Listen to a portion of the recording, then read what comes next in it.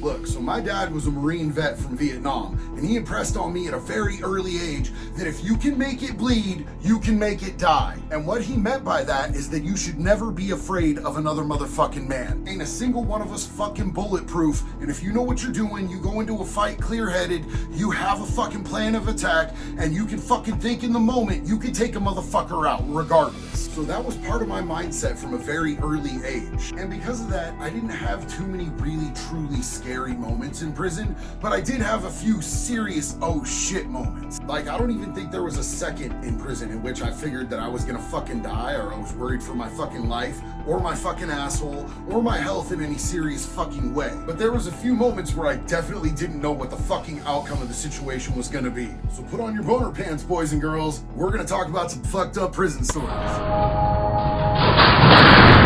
Okay, so I lied. This first one wasn't exactly prison. This was in county jail, but this story is too good not to fucking tell. I was getting pulled over in Portland, Oregon, and I knew that I had a fucking warrant from Eugene, right? I knew that they were gonna search the car. I knew they were gonna find the dope. I knew that I was fucking going to jail. I had about a teener on me, which is about half of a fucking 8-ball, about 1.7 grams. The last fucking thing that I wanted was to pick up another fucking charge. So I grabbed the bag, I opened it, I stuffed it in my mouth, I swallowed it with Mountain Dew. If you've never just straight up tasted crystal meth before, I'm gonna tell you, it's fucking awful. It burns the fuck out of your fucking mouth, it burns your tongue, so when the cop walked up, I must have sounded completely and totally fucking crazy. I was choking on this bag, but I was trying to get it the fuck down. But regardless, I knew it was a wrap. I fucking knew that I was going to jail the second that they fucking rolled up on me, so I figured, hey, at least I could do a little goddamn damage control here, right? Now, eating a couple tenths of meth, or even a half gram of meth, you're gonna go on a fucking ride. It's gonna be a fucking long ride, you're gonna be shivering, you might nut yourself, fucking,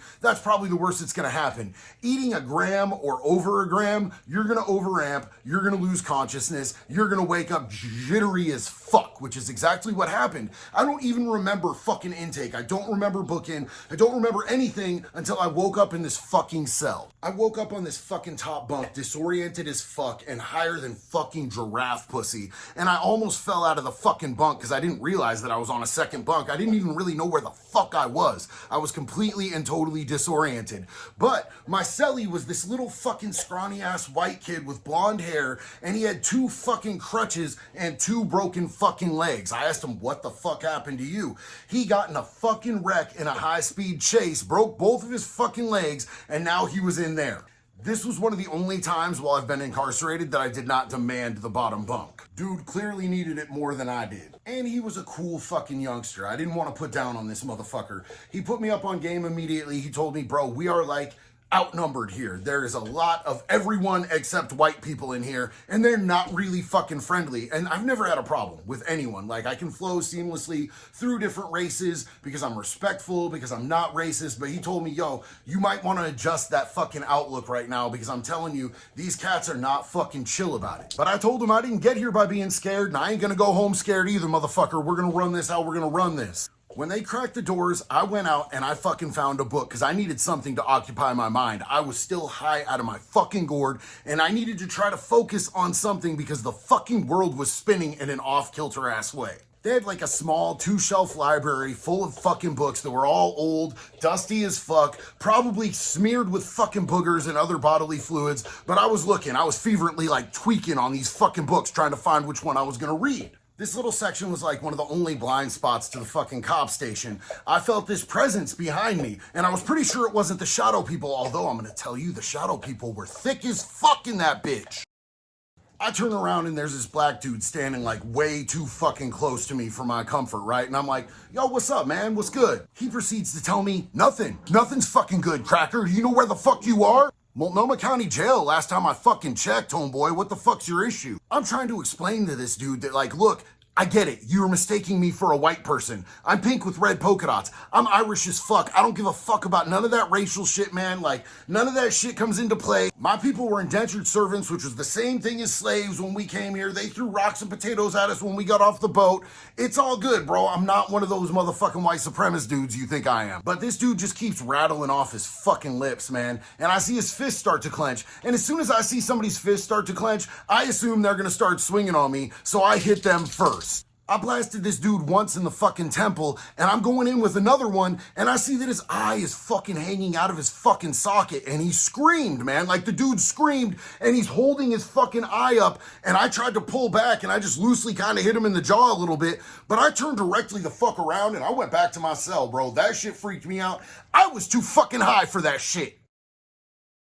Day room was pretty much over anyway. The fucking doors were closing. I went back in. I told the cellmate what fucking happened. He said, oh, bro, we are fucking fucked. A little bit later, we heard some more doors opening. We had dudes coming up to the cell doing this at us, throwing up fucking gang signs at us, telling us we were fucking dead, throwing fucking cracker and fucking this and that at us, man. It was getting a little bit fucking thick in that bitch for my liking. There was a lot of dudes that seemed to be a lot mad at me. He had those aluminum crutches with the little rubber stoppers at the bottom so you're not fucking putting metal on the fucking floors.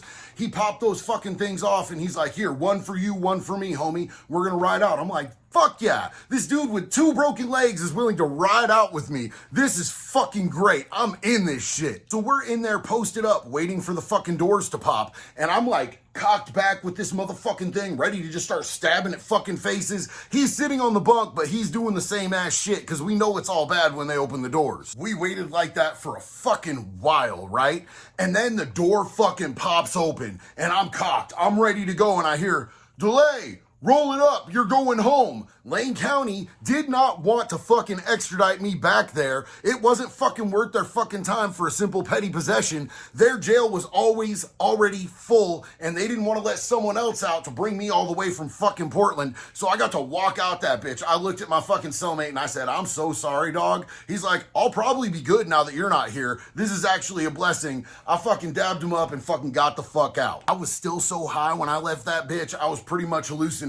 I didn't have shoelaces in my shoes. They threw my fucking belt away. I looked homeless as a motherfucker walking out that bitch. But I was happy as fuck not to be there. Look, this is just the first in a series of these that I'm doing, and I promise the rest are gonna be in actual fucking prisons. But this story right here was too good to fucking pass up. What I'm trying to do is break some of these stories up into fucking smaller segments so it's not like one big long hour fucking video, because I know myself, I'm ADHD as fuck, man. I'm gonna lose interest. I can't sit and watch a fucking video for a fucking goddamn hour. I've been clean for years, and I am still shot the fuck out. My attention span is smaller than a fucking flea's dick, I promise. But I have a whole list of upcoming videos, and several of them were from the requests that came in the comments. So, if you're out there, if you're watching, if you like my content, if you have some questions, shit you'd like to see me do content on, please hit the comments, make the list, be patient with me because I have a lot of stuff coming out, and I'm trying to make multiple full lengths every week.